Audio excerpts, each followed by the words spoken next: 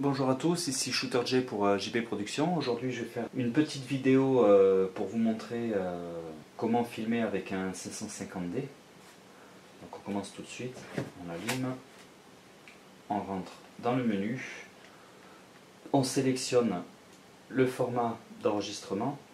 Donc on a trois formats différents. En 1080 on a du 25 ou du 24 images par seconde. Et en 720, on a du 50 images par seconde.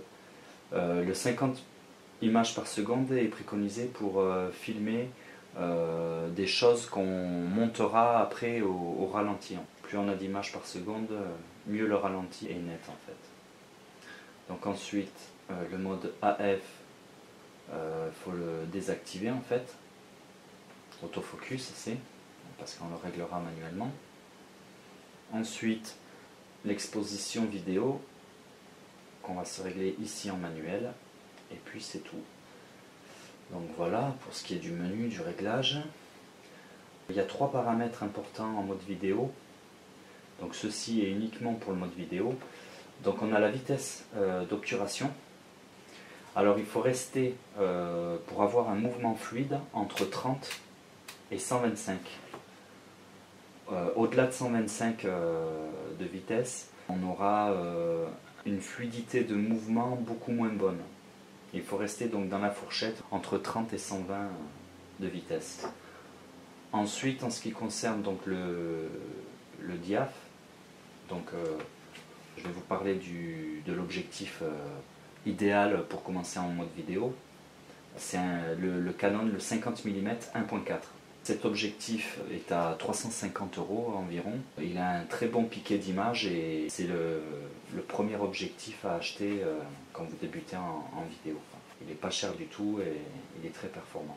Donc pour cet objectif-là, le meilleur rendu profondeur de champ qu'on peut avoir, en fait il suffit de doubler, là c'est un 50 mm 1.4.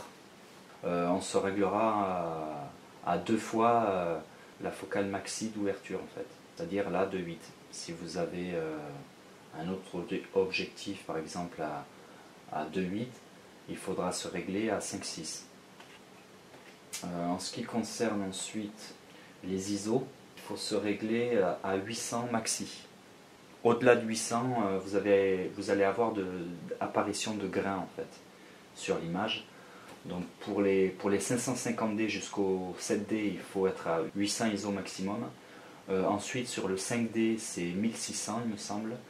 Et sur le 1D Mark IV, c'est jusqu'à 3200 ISO. Si jamais justement vous êtes surexposé en extérieur, il faut mettre des filtres additionnels pour diminuer la luminosité, pour conserver la faible profondeur de champ en fait. Et si jamais vous filmez en intérieur et que vous êtes réglé à 800 ISO et à 30 de vitesse d'obturation, il vous faut rajouter de la lumière en fait, avec des spots additionnels. On verra ça dans d'autres tutoriels. Ce que j'ai rajouté pour le 550D, c'est un pare-soleil en fait. Devant, je vais y caler une matbox. Il faut une certaine distance entre la matbox et l'appareil photo en fait, l'objectif. Donc ça va très bien. En rajoutant ce pare-soleil, c'est impeccable. Je vous montrerai aussi dans une autre vidéo.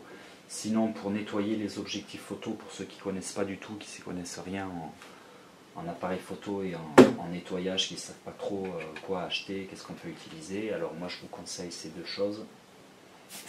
Petite soufflette basique, très pratique pour nettoyer, pour dépoussiérer l'objectif, et le capteur à l'intérieur en fait. Et ensuite il y a ce petit stylo sympa, un petit plumeau, pareil pour nettoyer l'objectif, et pour fignoler cette petite embout là qui a la forme de la lentille et qui permet de nettoyer aussi. Donc ces deux petits trucs, je sais plus, je crois que je vais dire une connerie, ces trucs là, ça vaut 13 € je crois, et ça à peu près pareil ou un peu plus cher, je sais plus.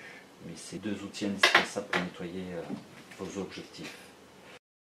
Voilà, donc c'était Shooter J pour JP Productions. J'espère que cette vidéo vous servira.